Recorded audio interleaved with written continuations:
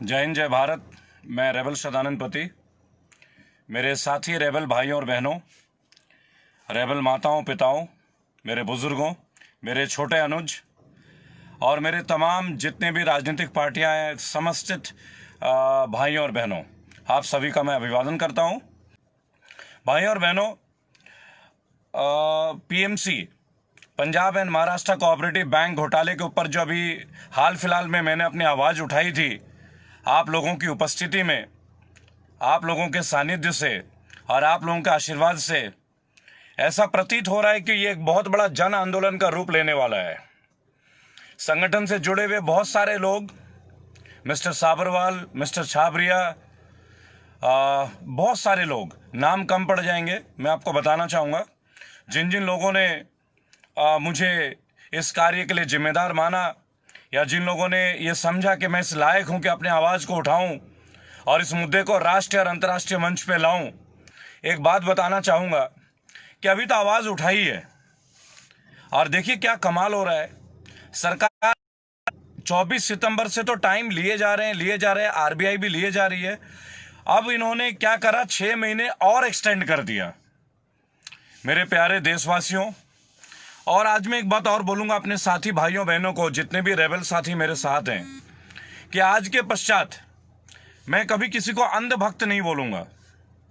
मैंने कुछ विचार किया अपने मन में, रात बैठा हुआ था तो मन में ख्याल आया कि आखिर हम अंधभक्त क्यों बोल रहे हैं।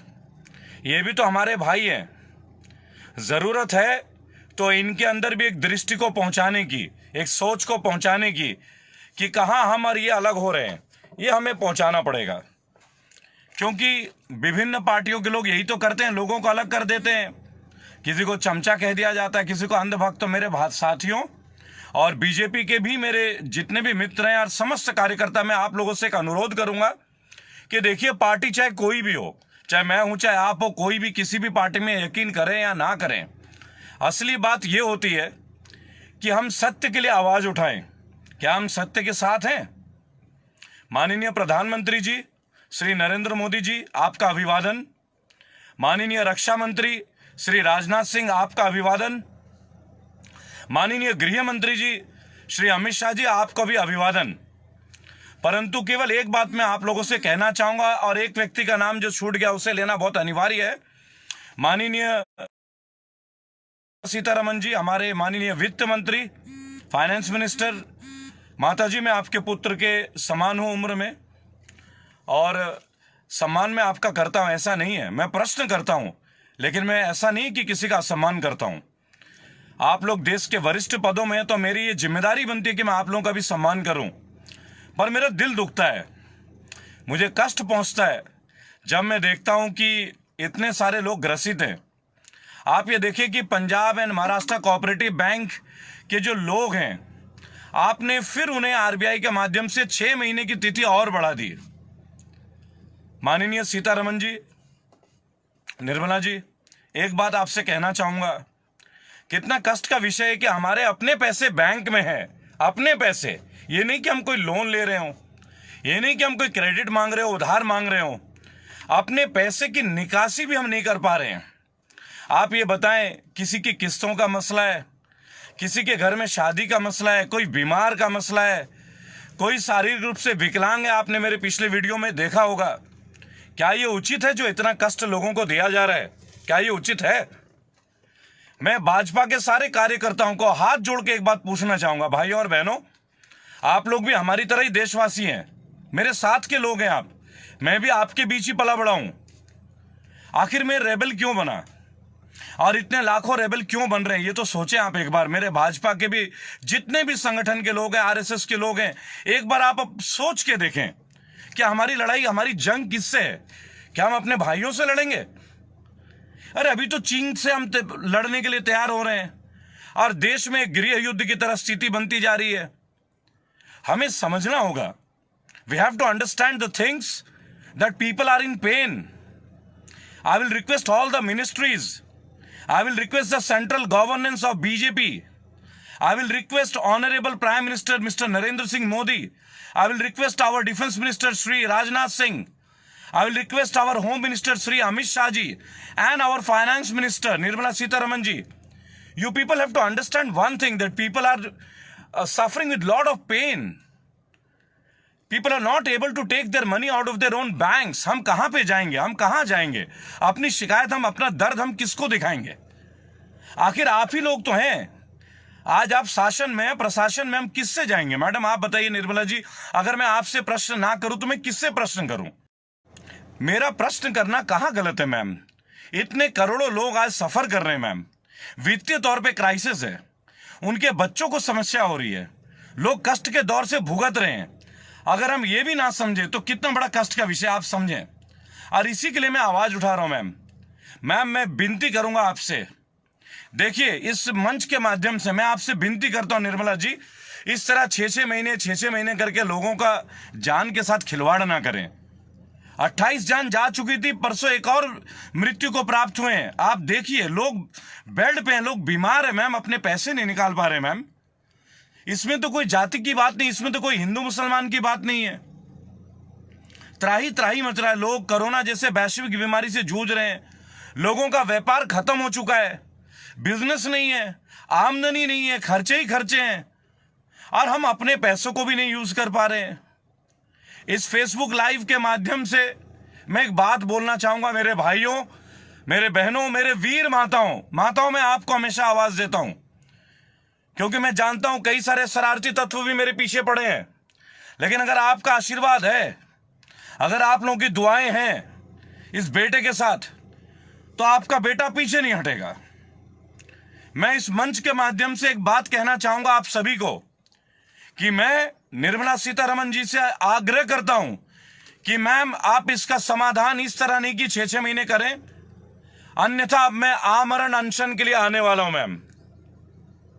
मेरे बीजेपी के साथियों, भाइयों, बहनों, आप कहते हो ना कि केवल मैं फोन पे बोलता हूं या मैं मीडिया में बोलता हूं।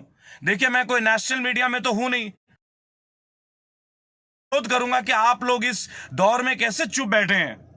कितने बड़े बड़े घोटाले हैं, लोगों के साथ कितना अन्याय हो रहा है। पीएमसी घोटाला, सहारा चिट फंड कोऑपरेटिव सोसाइटी घोटाला, राजस्थान, महाराष्ट्र, गुजरात, 16 लाख 20 लाख लोग पीड़ित हैं, 4 लाख वॉलंटियर्स पीड़ित हैं, कार्यकर्ता पीड़ित हैं। पैसे दे के गरीब लोग कितने दुखी हैं। तो मैं फेसबुक के माध्यम से आप लोगों से एक बात कहना चाहूंगा, मेरे देश के वीर जांबाज साथियों, भाइयों, बहनों, मैं आमरण अनशन के लिए आ रहा हूं मुंबई। मैं आ रहा हूं। मुझे लग गया है कि जब तक प्राणों की आहुति नहीं दी जाएगी, शायद आरबीआई के कान नहीं खड़े होंगे। शायद हमारे वित्त मंत्री तभी देख पाएंगे जब एक और बेटे की लाश उन्हें दिखेगी। माननीय निर्मला सीतारमण जी, मैं नहीं जानता वो दिन कब होगा जब मेरी और आपकी मुलाकात होगी, लेकिन मैं आ रहा हूं मुंबई। मैं मुंबई आ रहा हूं और मैं आके आमरण अनशन करूंगा। अगर आपने अपनी इस बेटे की आवाज को सुनी, मैं अपने लिए कुछ नहीं मांगता मैम, मुझे अपने लिए कोई फेवर्स नहीं चाहिए आप में से किसी से, लेकिन ये जो लोग हैं ना मैम, जिन्होंने मुझे जिम्मेदारी दी है, पीएमसी के इतने सारे लाखों शेयर होल्डर, खातेधारक, अकाउंट होल्डर, इनका दर्द अब सहन नहीं होता। ऐसे कई मुद्दे और हैं, लेकिन फिलहाल पीएमसी लेके चला हूं तो पीएमसी को लेके चलूंगा। मैं आ रहा हूं अब मुंबई, और मैं आमरण अनशन करने बैठूंगा। अगर पूर्व में मेरे कोई भी साथी को मेरे किसी बात से कोई कष्ट पहुंचा है तो इस मंच के माध्यम से मैं माफी चाहूंगा। मेरे वीर देश के वीर जांबाज साथियों, भाइयों और बहनों, एक बात मैं कहूंगा, मैंने कभी अपशब्दों का प्रयोग नहीं किया। हां, मैं भी भावना में बहता हूं। जब चाइना के द्वारा मेरे वीर सैनिक शहीद होते हैं, वीर गति को प्राप्त होते हैं, तो दिल मेरा भी रोता है। Even I am in pain. I am in pain because I love my soldiers, I love my army, and I can't see that my army people are losing their lives like this. I'm ready to lose my life. I'm ready to dedicate my life for these people who have been dedicating their lives for so many years for us. Hats off to these people. मेरे साथी दोस्तों, बहुत लंबा समय हो गया हिंदू मुसलमान लड़ते हुए। मैं केवल एक बात बोलूंगा, एक ही मां के दो बेटे हैं, बस करवट बदल के लेटे हैं। इस दुनिया में किसी की औकात नहीं, किसी का संभव प्रयास नहीं हो सकता जो अब हमें कौम के तौर पे लड़ा दे। भारत की एक कौम है, पहली बात कि हम भारतीय हैं। अरे हिंदू मुसलमान सिख ईसाई तो बाद की बातें हैं, ये तो हमारे घर के मसले हम कभी भी निपटा लेंगे। एक्चुअली में कोई मसला है ही नहीं। अब देखिए, मदर टेरेसा फाउंडेशन में मुझे नेशनल चीफ सेक्रेटरी बनाया गया। कौन है इसके पीछे? मोहम्मद अरशद साहब, मोहम्मद परवेज साहब। फाउंडेशन का नाम क्या है? Mother Teresa foundation. क्या इससे हमारे देश की विविधता का पता नहीं चलता? क्या इससे हमें यह सूचित नहीं होते कि हमारे देश में कभी भी जाति धर्म को लेकर कुछ नहीं है? अब्दुल कलाम आजाद, एपीजे अब्दुल कलाम, हमारे माननीय एपीजे कलाम साहब लाखों करोड़ों दिलों के लिए इंस्पिरेशन है, हमारी धड़कन है। उन्होंने हमें क्या सिखाया? क्या उन्हें हम हिंदू या मुसलमान के पैमाने से देखते हैं? नहीं, कभी नहीं देखते। क्या हम नेताजी सुभाष चंद्र बोस को देखते हैं? नहीं देखते। मेरे देशवासियों, एक रेबल एक आवाज लेके निकला अपने घर से। मैंने अपनी आवाज बुलंद की है और आगे यह हौसला बढ़ता जाएगा। बस मैं एक बात आपसे कहना चाहूंगा, मैं तो सबसे मिलने के लिए तैयार हूं, सबके साथ बात करने के लिए तैयार हूं। बस कारण एक है, जहां कष्ट है वहां आपको अपनी गलती माननी पड़ेगी। जहां राजनेताओं ने गलतियां की वहां सुधार करना पड़ेगा।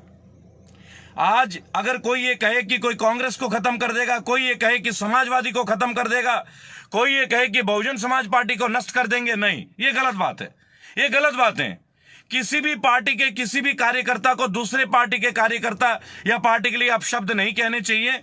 अगर आप एक राजनीतिक संगठन से हैं, आप अपने काम करके उठें। Action speak louder than words. भाई और बहनों, हमारे राजनीतिक पार्टियों में बहुत बड़ी विफलता आई है। इनका राजनीतिक चरित्र का पतन हुआ है और हो रहा है, निरंतर हो रहा है। कुलदीप सेंगर जैसे लोगों को जब मैं देखता हूं, खून खौल जाता है, अपने ऊपर शर्म आने लगती है।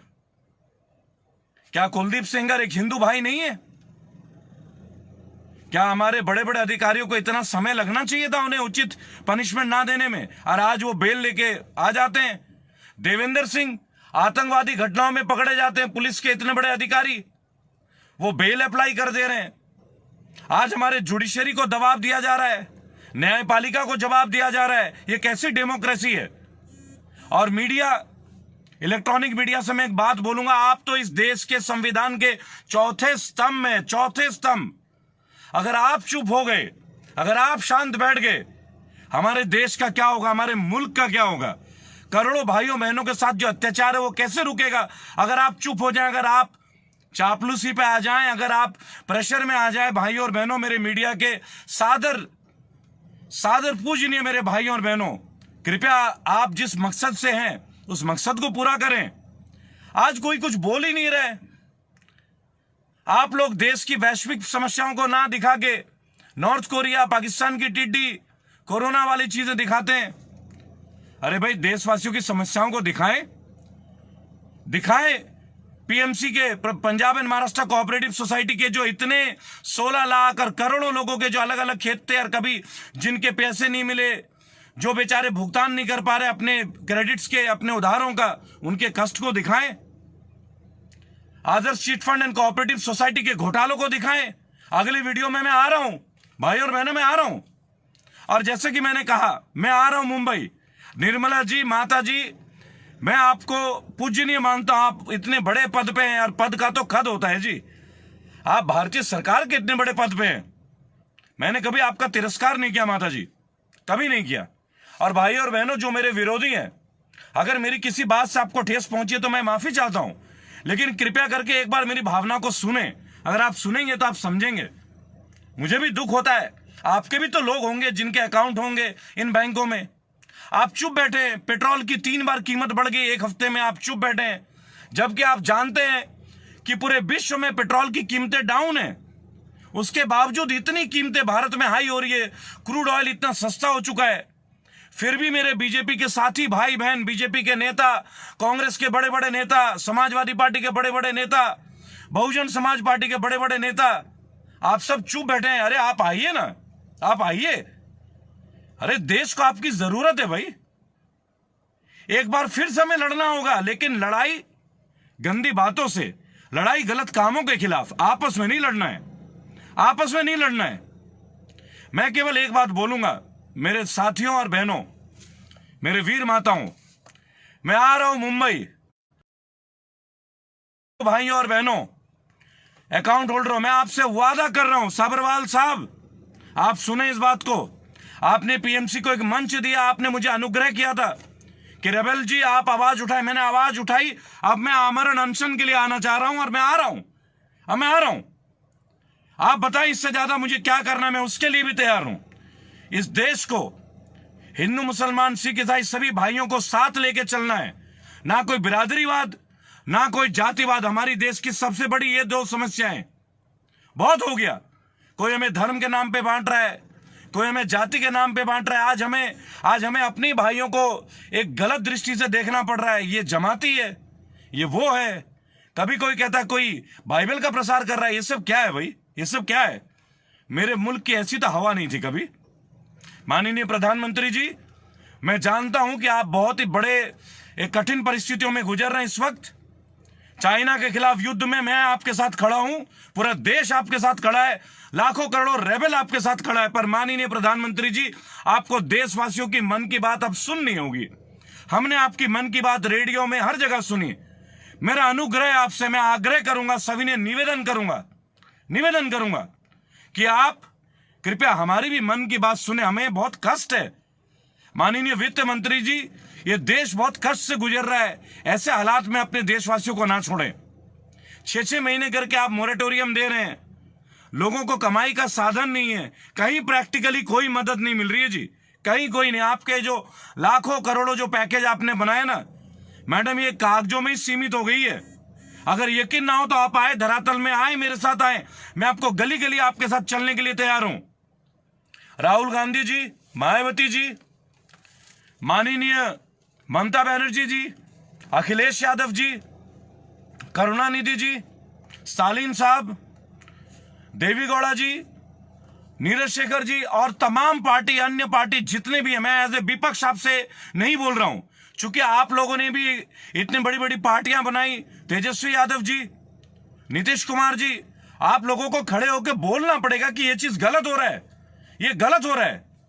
अगर आप ऐसे नहीं बोलेंगे तो ये तो अन्याय है। आपको जन की भावनाओं को पहुंचाना होगा। अगर आप राजनीति कर रहे हैं तो आपको राजनीति पूर्ण तरह से करना पड़ेगा। भाइयों और बहनों, फेसबुक के माध्यम से मैं अगेन आपसे एक बात कहना चाह रहा हूं। मैं आमरण अनशन के लिए आ रहा हूं, मैं आ रहा हूं मुंबई। एक समय पे एक मुद्दे को लेकर चल रहा हूं। अभी तो जम्मू कश्मीर के जो डेली वेज के लेबर है उनका मुद्दा भी हमारे पास आया है।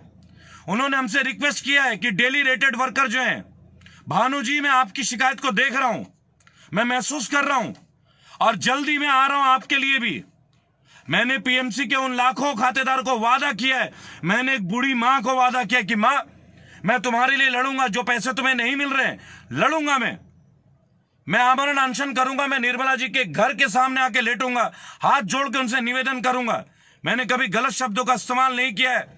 मेरे साथी बीजेपी के भाइयों और बहनों, कृपया करके इस युद्ध में आप भी हमारे साथ आए। पार्टी नाम की कोई चीज नहीं होती। पार्टी क्या देश से बड़ी है? सबसे पहले देश है भारत कोई पार्टी का मोहताज नहीं है, ना बीजेपी की, ना कांग्रेस की, ना आम आदमी पार्टी की, ना किसी पार्टी को। सबसे बड़ी पार्टी है भारत। आप समझ लें, अगर आप पार्टी की बात करते तो पहले देश, बाद में पार्टी। मेरे लिए मेरा देश सबसे पहले। मेरे फौजी अपना जान दे रहे हैं और हम बातों में लुट गए, नहीं चलेगा। आप तो जान के बदले जान लेंगे, हम जान देंगे नहीं, अब हम जान लेके मानेंगे। चीन की इतनी बड़ी हिमाकत। माननीय रक्षा मंत्री जी, इस दौर पे मैं आपके साथ हूं, लाखों करोड़ों रेबल्स आपके साथ हैं, लेकिन मैं एक बात आपसे कहूंगा, अपने देश के अंदर की समस्याओं को देखें, अवश्य देखें। बहुत बड़ा अनदेखी किया जा रहा है, लोगों की भावनाओं को ठेस पहुंचाया जा रहा है। आप इस तरीके से, माननीय पेट्रोल मिनिस्टर साहब, इतनी महंगी आप पेट्रोल कर दे रहे हैं जैसे कि डायमंड होने जा रहा हो। अब तो 100 रुपए के आसपास पहुंचने वाला है। ये आप क्या कर रहे हैं सर? ये आप क्या कर रहे हैं? लोगों के पास कमाई नहीं, आप कीमतों में कीमत बढ़ाए जा रहे हैं। क्या ये देशभक्ति की भावना शो करता है? क्या आपने अपनी पार्टी बीजेपी ने जब आपने कहा था, आपने मनमोहन सिंह जी के ऊपर, हमारे माननीय प्रधानमंत्री जी के ऊपर इतनी टिप्पणियां करी, देहाती औरत कह दिया। मैंने माननीय प्रधानमंत्री श्री नरेंद्र मोदी जी के भाषण सुने थे कि पेट्रोल के दाम घटे क्या। मित्रों, अब आप चुप बैठे हैं। प्रधानमंत्री साहब, आपके राज्य में इतनी कीमतें बढ़ी जा रही हैं, आप फिर भी नहीं देख रहे हैं। दूर करें भाई और बहनों, मैं आमरण अनशन के लिए आ रहा हूं और प्राण रहे ना रहे पर जज्बा कायम रहेगा। जय हिंद, जय भारत।